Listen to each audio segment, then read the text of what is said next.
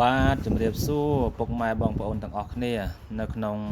សង្គម YouTube បាទថ្ងៃនេះខ្ញុំបានមានវត្ថុស័ក្តិសិទ្ធិដើម្បីផុសចែកជាវដល់បងប្អូនឆ្លាញ់នៅវត្ថុស័ក្តិសិទ្ធិបាទជារបស់ពិតបាទណាបាទជារបស់ពិតបាទនេះជាកញ្ចក់ខ្លាបាទខ្លាធំបាទ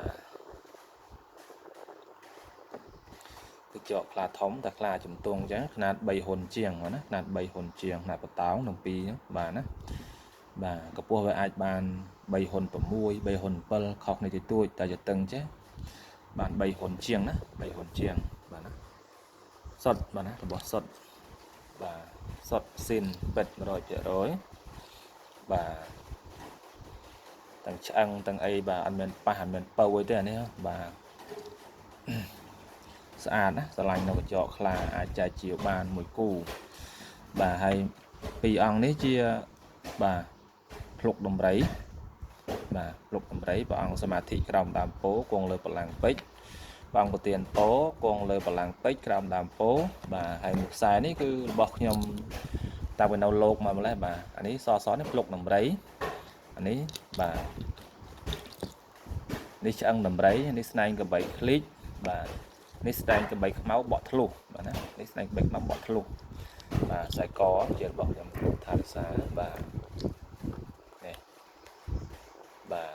ស្អាត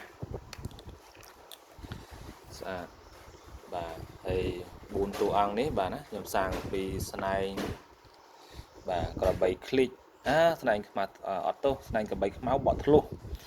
តែជាបានមកម្ដុំណាព្រះអង្គបិទមុខ2អង្គបាទណាព្រះអង្គបិទមុខ2អង្គស្នែកការពារបាទណា2អង្គថតដៃមួយជារៀងបាទដៃមួយជារៀងថតដៃមួយជារៀងកាន់របស់អញ្ចឹងហើយក៏ខុសលោះក៏ប្រកែប្រកាន់បាទនេះជាព្រះឥសីបាទណាព្រះឥសីលោកគង់សមាធិបាទណាបាទរូបបែបខុសគ្នាតែមួយមាននេះមួយមានខ្សែកមានកម្មអញ្ចឹងណានេះមានកម្មតែមួយអង្គទៀតអត់មានកម្មទេរ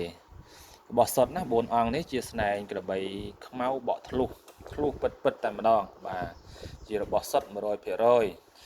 មានកូនក្រកបាទមួយគូដែរសាងពីស្នែងក្របីខ្មៅបក់ធ្លុះនេះ